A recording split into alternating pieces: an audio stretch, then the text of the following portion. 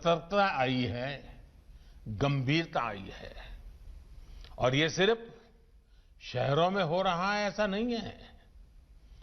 अब दूसरे देश के गांवों में भी अब ये दूर सुदूर हमारे देश के गांवों में भी ये जागरूकता हम देख रहे हैं। व्यवहार में परिवर्तन के ऐसे उदाहरण अन्य क्षेत्रों में भी नजर आ रहे हैं। जैसे शौचालयों की उपलब्धता से लोगों को स्वच्छता के लिए और जागरूक किया है। हर घर जल अभियान लोगों को स्वच्छ पानी सुनिश्चित कर रहा है, पानी से होने वाली बीमारियों को कम कर रहा है। रसोई में गैस पहुंचने के बाद न सिर्फ हमारी बहन बेटियों का स्वास्थ्य सुधर रहा है, बल्कि पूरे परिवार में एक सकारात्मकता की सोच आई है। ऐसे ही प्रधानमंत्री सुरक्षित मातृत्व अभियान के गर्भवती महिलाओं को रेगुलर चेक आपके लिए प्रोत्साहित किया है। और चेकअप के कारण उनको पहले से गंभीरता की तरफ इंगित कर दिया जाता है। इसका लाभ ये हो रहा है कि गर्भावस्था के दौरान जो कॉम्प्लिकेटेड केसेस होते हैं वो जल्दी पकड़ में आते हैं और उनका समय पर इलाज भी होता है। वहीं प्रधानमंत्री मातृ वंदना योजना के द्वारा ये सुनिश्चित किया जा रहा है कि गर्भवती महिलाओं को पर्याप्त पोषण मिले, देखभाल मिले। पोषण अभियान ने भी उनमें जागरूकता बढ़ाई है। इन सारे प्रयासों का एक बहुत बड़ा लाभ ये मिला है कि देश में मैटरनल मोर्टालिटी रेट, माता मृत्यु दर पहले के मुकाबले काफी कम हो रहा है। साथियों, सिर्फ आउटकम परिणाम पर ही फोकस करना काफी नहीं होता है। इम्पैक्ट महत्वपूर्ण है, लेकिन इम्प्लीमेंटेशन भी उतना ही महत्वपूर्ण है। और इसलिए मैं समझता हूं कि व्यवहार में व्यापक परिवर्तन लाने के लिए हमें सबसे पहले प्रोसेस, प्रक्रिया में सुधार करना आवश्यक होता है। बीते वर्षों में देश ने इस पर बहुत जोर दिया गया है। इसका नतीजा यह है, हम देख रहे हैं कि देश के हेल्थ सेक्टर में जहां जमीनी स्तर पर बदलाव आ रहा है और लोगों को जो सबसे बड़ी चीज मिली है वो है एक्सेस, स्वास्थ्य सुविधाओं तक उनकी पहुंच। और मैं स्वास्थ्य और शिक्षा के एक्सपर्ट से आज ये भी आग्रह करूंगा कि वो सरकार की इन योजनाओं का बेटियों की एजुकेशन पर जो प्रभाव पड़ा है उसका जरूर अध्ययन करें। ये योजनाएं, ये जागरूकता एक बड़ी वजह है जो स्कूलों में बेटियों की ड्रॉप आउट रेट में कमी ला रही है। साथियों, देश में मेडिकल एजुकेशन को बढ़ावा देने के लिए भी मिशन मोड पर काम चल रहा है। मेडिकल एजुकेशन की मैनेजमेंट में जुड़ी समस्याओं में रिफॉर्म्स किए, पारंपरिक भारतीय चिकित्सा से जुड़ी शिक्षा में भी जरूरी रिफॉर्म्स किए।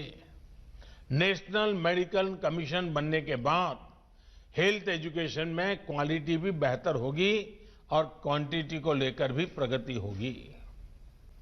ग्रेजुएट्स के लिए नेशनल एग्जिट टेस्ट, उसके साथ साथ 2 साल का पोस्ट एमबीबीएस डिप्लोमा हो या फिर पोस्ट ग्रेजुएट डॉक्टर के लिए डिस्ट्रिक्ट रेसिडेंसी स्कीम हो, ऐसे नए कदमों से जरूरत और गुणवत्ता दोनों स्तर पर काम किया जा रहा है। साथियों, लक्ष्य ये है कि हर राज्य तक एम्स पहुंचे और हर 3 लोकसभा क्षेत्र के बीच में एक मेडिकल कॉलेज जरूर हो।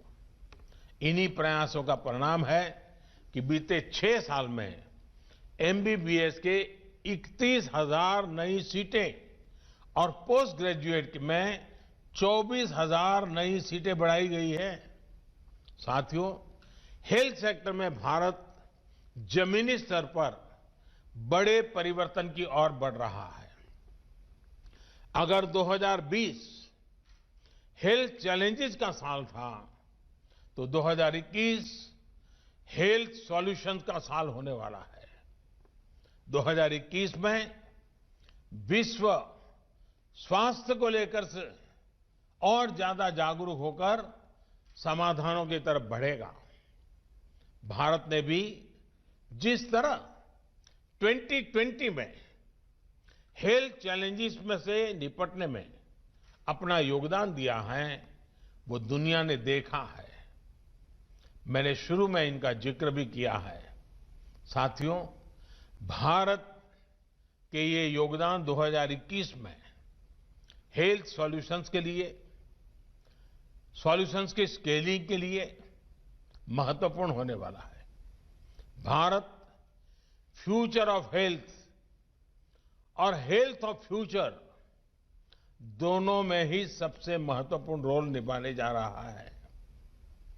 जहां दुनिया को कॉम्पिटेंट मेडिकल प्रोफेशनल्स भी मिलेंगे, उनका सेवा भाव भी मिलेगा।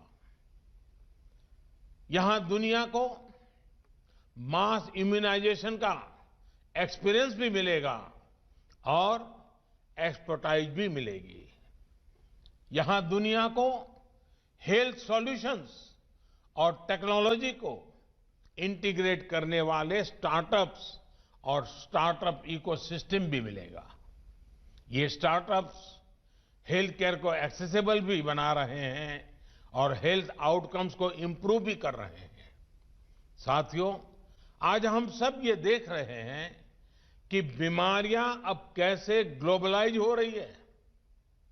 इसलिए ये समय की और ये समय है कि हेल्थ सॉल्यूशंस भी ग्लोबलाइज हो। दुनिया एक साथ आकर प्रयास करे, रिस्पॉन्ड करे। आज अलग थलग प्रयास, साइलोज में काम करना, ये रास्ता काम आने वाला नहीं है। रास्ता है सबको साथ लेकर चलना, सबके लिए सोचना। और भारत आज एक ऐसा ग्लोबल प्लेयर है जिसने ये करके दिखाया है। भारत ने डिमांड के मुताबिक एडप्ट, इवॉल्व एंड एक्सपांड करने की अपनी क्षमता को साबित किया है। हम दुनिया के साथ आगे बढ़े,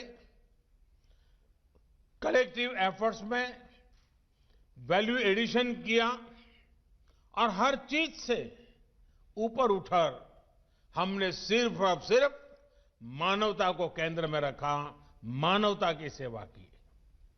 आज भारत के पास क्षमता भी है और सेवा की भावना भी है।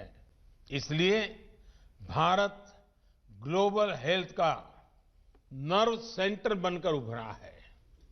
2021 में हमें भारत की इस भूमिका को और मजबूत करना है।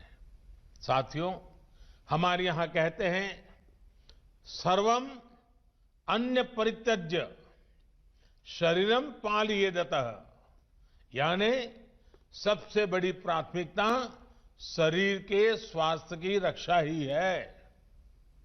सब कुछ छोड़कर पहले स्वास्थ्य की ही चिंता करनी चाहिए। नए साल में हमें इस मंत्र को अपने जीवन में प्राथमिकता के साथ उतारना है। हम स्वस्थ रहेंगे तो देश स्वस्थ रहेगा। और हम ये भी जाने, जो फिट इंडिया मूवमेंट चल रहा है, वो सिर्फ नौजवानों के लिए ऐसा नहीं है। हर उम्र के लोग ये फिट इंडिया मूवमेंट से जुड़ने चाहिए। और ये मौसम भी फिट इंडिया के अपने मूवमेंट को गति देने के लिए बहुत अच्छा है। कोई परिवार ऐसा ना हो, चाहे योग की बात हो, चाहे फिट इंडिया की बात हो, हमें अपने आप को स्वस्थ रखना ही होगा। बीमार होने के बाद जो परेशानियां होती हैं, स्वस्थ रखने के लिए उतने प्रयत्न नहीं करने पड़ते हैं। और इसलिए फिट इंडिया, इस बात को हम हमेशा याद रखें, अपने आप को फिट रखें, अपने देश को फिट रखें, ये भी हम लोगों का कर्तव्य है।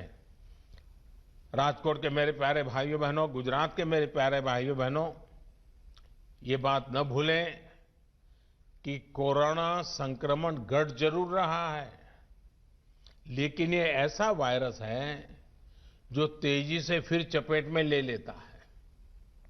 इसलिए 2 गज की दूरी, मास्क और सैनिटेशन के मामले में ढील बिल्कुल नहीं देनी है। नया साल हम सभी के लिए बहुत खुशियां लेकर के आए। आपके लिए और देश के लिए नया साल मंगल हो। लेकिन मैं ये भी कहूंगा, मैं पहले कहता था, जब तक दवाई नहीं तब तक ढिलाई नहीं, बार बार कहता था। अब दवाई सामने दिख रही है, कुछ ही समय का सवाल है, तो भी मैं कहूंगा, पहले मैं कहता था दवाई नहीं तो ढिलाई नहीं, लेकिन अब मैं फिर से कह रहा हूं, दवाई भी और कड़ाई भी। कड़ाई भी बरतनी है और दवाई भी लेनी है। दवाई आ गई तो सब छूट मिल गई, ये भ्रम में मत रहना। दुनिया यही कहती है, वैज्ञानिक यही कहते हैं। और इसलिए अब मंत्र रहेगा हमारा 2021 का, दवाई भी और कड़ाई भी। दूसरी एक बात, हमारे देश में अफवाहों का बाजार जरा तेज रहता है। भांति भांति के लोग अपने निजी स्वार्थ के लिए, कभी गैर जिम्मेदार व्यवहार के लिए भांति भांति अफवाहें फैलाते हैं। हो सकता है जब वैक्सीन का काम प्रारंभ हो तो भी अफवाहों का बाजार भी उतना ही तेज चलेगा। किसी को बुरा दिखाने के लिए सामान्य मानव का कितना नुकसान हो रहा है, इसकी परवाह किए बिना न जाने अनगिनत काल्पनिक झूठ फैलाए जाएंगे। कुछ मात्रा में तो शुरू भी हो चुके हैं। और भोले भाले गरीब लोग या कुछ बदइरादे से काम करने वाले लोग बड़े कन्विक्शन के साथ इसको फैलाते हैं। मेरा देशवासियों से आग्रह होगा कि कोरोना के खिलाफ एक अनजान दुश्मन के खिलाफ लड़ाई है। अफवाहों के बाजार गर्म न होने दें। हम भी सोशल मीडिया में कुछ भी देखा बिना फॉरवर्ड न करें। हम भी एक जिम्मेवार नागरिक के रूप में आने वाले दिनों में देश के अंदर स्वास्थ्य का जो अभियान चलेगा, हम सब अपनी तरफ से योगदान दें, हम सब अपनी तरफ से जिम्मेवारी उठाएं और जिन लोगों के लिए पहले ये बात पहुंचानी है उनमें हम पूरी मदद करें। जैसे ही वैक्सीन का मामला आगे बढ़ेगा, देशवासियों को समय पर उसकी सूचना मिलेगी। मैं फिर से एक बार 2021 के लिए आप सबको बहुत बहुत शुभकामनाएं देता हूं। અને રાજકોટના મારા ભાઈઓ બહેનોને આજે ઘણા સમય મને ફરી દર્શન કરવાનો મોકો મળ્યો છે। ખાસી મોટી સંખ્યામાં આપના બધાના દર્શન થઈ રહ્યા છે, આપના આશીર્વાદ મળી રહ્યા છે। મારા માટે દુઃખની પણ ઘડી છે, કારણ કે મારા એક અચ્છા મિત્ર ભાઈ અભય ભારદ્વાજ, એમને અમે ગુમાવી દીધા, કોરોનાને કારણે ગુમાવી દીધા। આજે જ્યારે રાજકોટવાસીઓની વચ્ચે આવ્યો છું ત્યારે ભાઈ અભયનું સ્મરણ થવું બહુ સ્વાભાવિક છે। હું એમને આદરપૂર્વક શ્રદ્ધાંજલિ પણ આપું છું અને ફરી એકવાર રાજકોટવાસીઓને, ગુજરાતવાસીઓના, એમ્સ ગુજરાતના કોને કોનાના લોકો માટે છે, સૌ ગુજરાતવાસીઓને એમ્સ માટે અનેક અનેક શુભકામનાઓ, નવા વર્ષની ખૂબ ખૂબ શુભકામનાઓ। धन्यवाद। नमस्कार, मैं हूं अंशु शर्मा और हमें उम्मीद है कि आपको ये वीडियो जरूर पसंद आया होगा। ऐसे ही बाकी वीडियो देखने के लिए देखते रहिए द इंडियन समाचार और वीडियोस पसंद आने पर हमारे चैनल द इंडियन समाचार को लाइक, शेयर और सब्सक्राइब करना ना भूलें।